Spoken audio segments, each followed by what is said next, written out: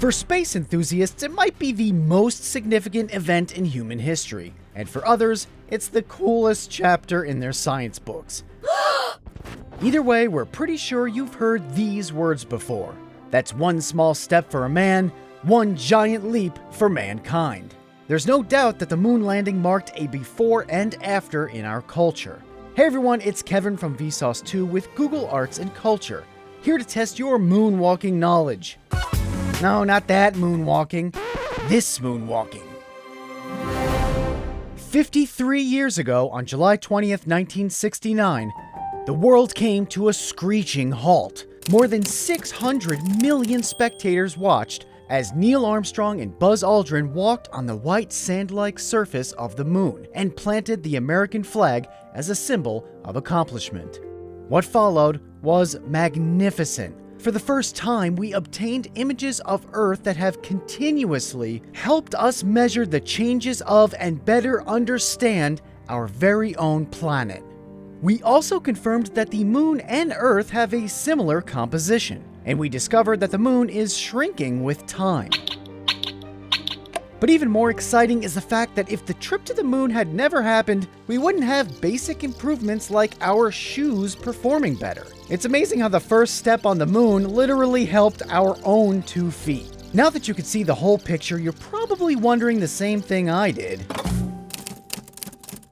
Did he also get to walk on the moon? We'll get there, but let's test your knowledge with a little warm-up exercise. Can you guess which one of these astronauts did not get to walk on the moon? Option 1, Michael Collins.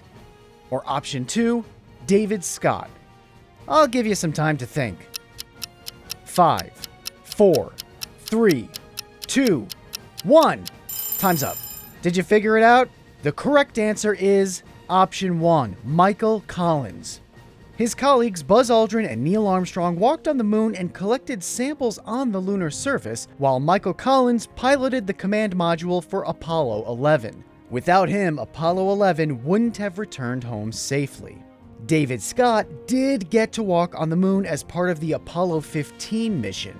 He became the 7th person to step foot on the moon, and he did it in style, by touring the surface in a lunar rover. Okay, you're warmed up now, but let's see if you're a moonwalking expert. This one will be a little more difficult. Can you guess which one of these 4 astronauts did not walk on the moon? Option 1, Pete Conrad. Option 2, Kalpana Chawla. Option 3, Alan Shepard. Option 4, Harrison Schmidt. I'll give you 10 seconds to answer. Think, think, think, think, think. Do you have an answer? Time's up!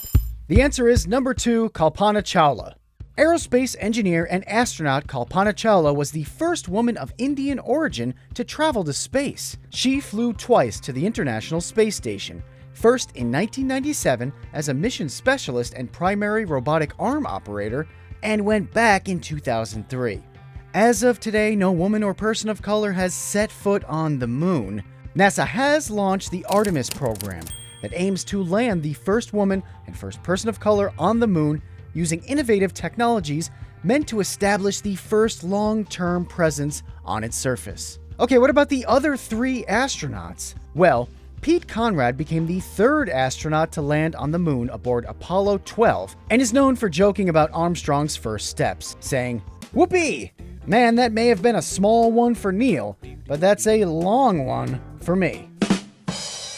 In 1971, Alan Shepard became the 5th person to step on the moon. But he didn't just walk around. As an avid golfer, Alan had a special club made so he could be the first to actually play golf on the moon. Whoopee! Harrison Schmidt was the first geologist on the moon, and he collected 115 kilograms of rocks and other material for study back on Earth. He was part of the last Apollo mission that went to the moon, and he's one of only 12 astronauts in history who have had the opportunity to step on its surface. The success of the Apollo missions proved that every person was equally vital to fulfilling our scientific goals, from assembling the Apollo 11 to getting it back to Earth safely. Because of their talent and sacrifice, we have a better understanding of where our planet came from, where it is, and what we might expect in the near future. The rest is, well, in the infinity and beyond. Check out Google Arts and Culture's A Giant Leap for Mankind hub for more out-of-this-world content.